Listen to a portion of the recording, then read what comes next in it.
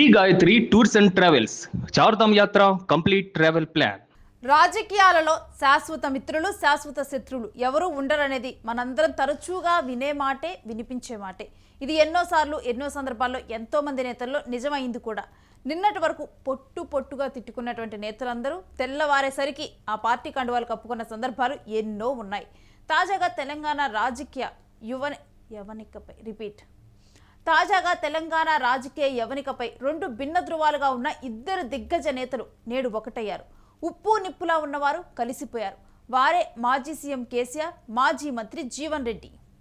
అయితే ఆ ధృవాల మధ్య ఉన్న అనుబంధం ఈ కాలం యువతలో చాలా మందికి తెలియదు. తెలంగాణ రాజకీయ క్షేత్రంలో విరోధులుగా ఉన్న ఇద్దరు ఉద్దండులు కలిసిపోయారు. దశాబ్దాల కాలంగా వీరిద్దరి మధ్య సాగిన పోరాటం ఇప్పుడు ఒక మలుపు తిరిగింది, కీలక మలుపు తిరిగింది. 40 ఏళ్ల పాటు కాంగ్రెస్ జెండాను మోసారు జగిత్యాల పులి జీవన్ రెడ్డి. ఇప్పుడు గులాబీ గూటికి చేరిపోయారు. అయితే జీవన్ రెడ్డి చేరిక వెనుక రాజకీయ వ్యూహం మాత్రమే కాదు, ఒక బలమైన పాత సాన్నిహిత్యం కూడా ఉంది. వీరిద్దరి ప్రస్థానం 1980వ దశకంలో తెలుగుదేశం పార్టీ ఆవిర్భావంతో మొదలైంది. అప్పట్లో ఎన్టీఆర్ పిలుపుతో రాజకీయాల్లోకి వచ్చారు కేసీఆర్. ఇక జీవన్ రెడ్డి నిబద్ధత, కేసీఆర్ చాణక్యం పార్టీలో ప్రత్యేక చర్చకు దారితీసేవి. నిజానికి కేసీఆర్ మొదటిసారి ఎమ్మెల్యే కాకముందే 1983లో జీవన్ రెడ్డి ఎమ్మెల్యేగా గెలిచి అసెంబ్లీలో అడుగుపెట్టారు. ఆ రోజుల్లో వీళ్ళిద్దరు పార్టీ పనుల నిమిత్తం తరచూ కలుస్తూ రాజకీయ వ్యూహాలను పంచుకునే వాళ్ళు వీరిద్దరు. ఆనాటి స్నేహమే నేటి రాజకీయ మార్పులకు పునాదిగా కనిపిస్తోంది. అయితే ఇక్కడ చాలామందికి తెలియని విషయం ఏంటంటే 1985 తర్వాత ఎన్టీఆర్ క్యాబినెట్లో మార్పులు జరిగినప్పుడు జీవన్ రెడ్డి పేరు బలంగా వినిపించింది. అప్పట్లో కేసీఆర్ కూడా పార్టీలో కీలక బాధ్యతల్లో ఉండేవారు. ఒకానొక సందర్భంలో కేసీఆర్ స్వయంగా జీవన్ రెడ్డికి పార్టీ పరంగా మద్దతు ఇచ్చారంట. కానీ అనూహ్యంగా జీవన్ రెడ్డి కాంగ్రెస్కి వెళ్లడంతో ఆ బంధం ఉప్పు నిప్పులా మారింది. అప్పటి నుంచి పార్టీల పరంగా వైరం కొనసాగింది వీళ్ళిద్దరి మధ్య. పలు ఎన్నికల్లో కూడా కేసీఆర్ మీద జీవన్ రెడ్డి పోటీ చేసి ఓడిపోయారు కూడా.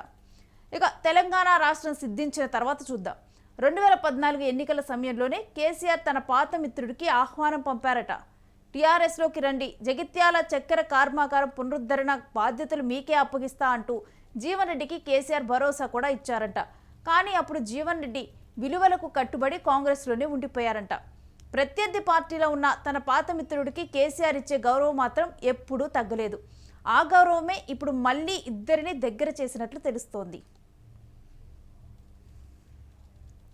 కాంగ్రెస్ అధికారంలో ఉన్న పార్టీలో తనకు జరుగుతున్న అవమానాలు జీవన్ రెడ్డిని తీవ్రంగా కుంగతీశాయి. ముఖ్యంగా జగిత్యాల ఎమ్మెల్యే సంజయ్ కుమార్ చేరికను ఆయన జీర్ణించుకోలేకపోయారు.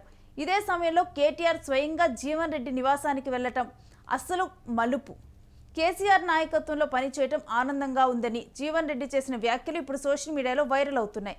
అంతేకాకుండా స్వయంగా ఫామ్ హౌస్కు వెళ్లి కేసీఆర్ని కలిసి జీవన్ రెడ్డి భావోద్వేగానికి గురయ్యారు.